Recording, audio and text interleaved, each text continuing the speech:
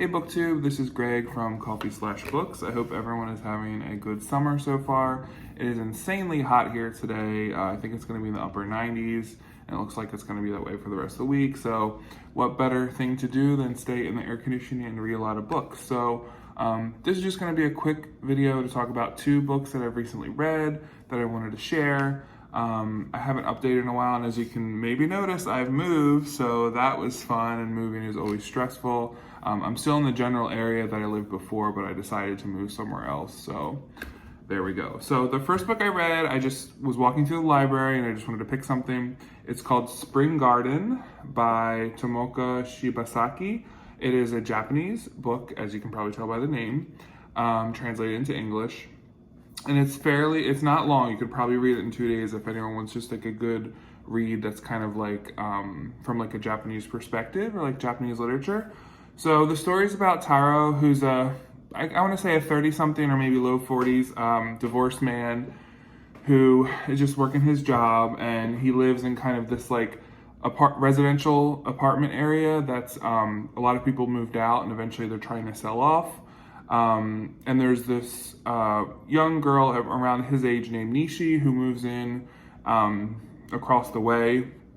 And the story is kind of about the few relationships that he builds with these people that are living in this like garden style apartment as it deteriorates in in the center of Tokyo.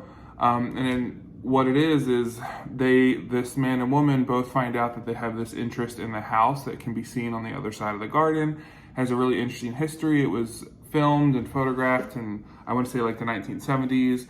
And the woman Nishi was kind of like obsessed with it. So they actually befriend the people that are currently living in the house with the goal of like trying to get pictures of it. So it's kind of this very specific story, a little bit bizarre, I would think, from like a Western perspective. But I thought the dynamics between the old lady that lives upstairs and Taro, who is kind of like introverted, keep it to himself. I thought it was a good assessment of what happens when you actually get to know your neighbors and kind of like step out of your comfort zone a little bit.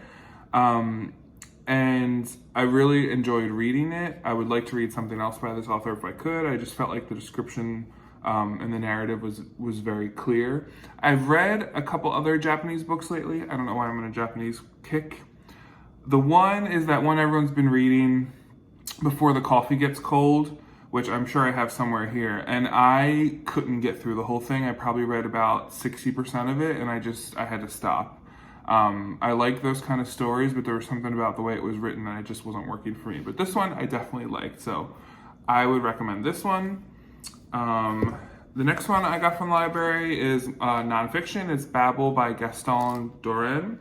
I believe he's a Dutch linguist. I would say there's not a lot of contemporary books about linguistics or like language studies out there. There's a lot of like travel related books, or there's like if you actually want to learn a language, but this is more of like an interesting perspective.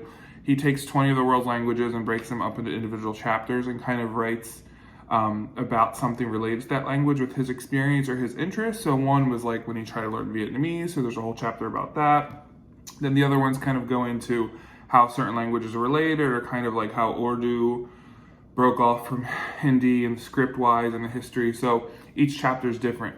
I liked most of it. I skipped around a lot. Like I did not read certain languages because I just wasn't interested in them. But it was published in 2018, so it's still fairly new. And it was at my public local library. Whoops, dropped something. So it's like a common book. So I would say if you're interested in language and linguistics, I would highly recommend Babble. But that's all I have for you now. I'm hoping to film more videos. I haven't posted a lot. I hope everyone is doing well and reading a lot and living your best life. Thanks, and see you next time.